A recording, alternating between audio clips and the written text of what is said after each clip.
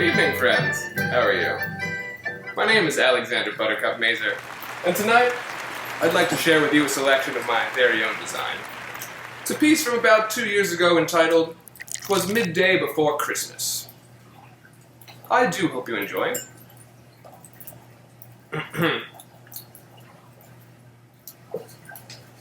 "'Twas midday before Christmas, and Lachlan MacLinner was out hunting game for his family's dinner. Plaid stockings clung tight to his legs with great care, whilst not one but two hats hid his red thinning hair. At his kilt did the cruel winter wind bite and tear, making prunes of a normally more pendulous pair. And though the thick woodland lent cloak to his prey, onward still Lachlan trudged, he could spare no delay. For his wife Osla Jean was an ill-tempered shrew, like a banshee she'd shriek, till her face would turn blue. So a-hunting he'd go, if it took him all night. If he brought home no supper, his name would be Shite. But just then in the brush a slight stirring arose, tightly holding his breath, as he stared Lachlan froze, for his eyes had befallen a gentle young ewe.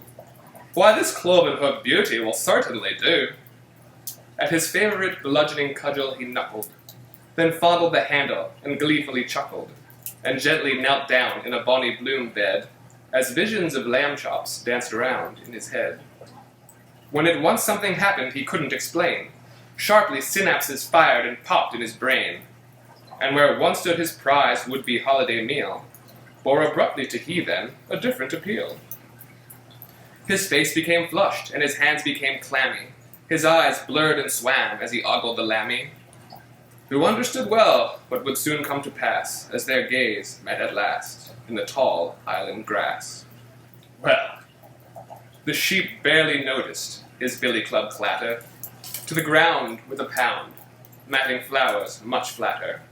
Then, "Forgive me," he pled to the stars up above, "but blessed me bagpipes, I think I'm in love."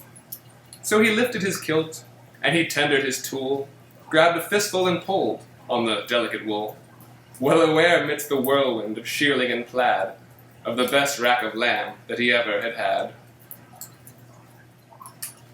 Then he shivered and grunted, and sighed, and he coughed, and he loosened his grip on her coat ever soft.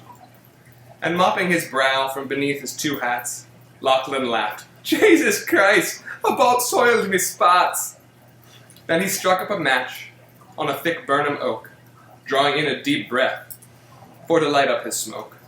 But his light-hearted mood quickly faded to dark, and he swung at the oak, landing blows in the bark. Wincing, he cradled his bloodied left hand. His tortured lament echoed out through the land. "I have never known love like I felt for this flower. I canna go home. I just don't have the power."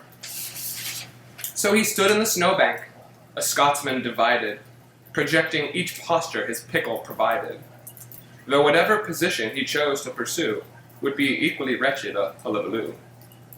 When famished and frozen and falling apart, he felt a soft tickle that warmed his cold heart. As the lamb licked his raw, wounded hand, Lachlan knew precisely just that which he needed to do. The townsfolk flocked round as he made his return. "Lachlan's brave through the storm," the mob audibly churned. "Were it cold enough for ye?" dogged Dougal Dundether. "Oh, shut it, ye bawbag, 'tis fine Scottish weather." Then from over his shoulder he hoisted his prize, and brought it down softly before widened eyes. "Ye doss lucky boss," Hamish Henderson said. "That's a fine piece of mutton there, Lockie, my lad. But tell me, MacLinner, just how did ye find such a right bonny beast in the snow?" Hamish pined. Then Lachlan MacLinner grinned sheepishly sighing, and shrugging, he answered, "Quite satisfying.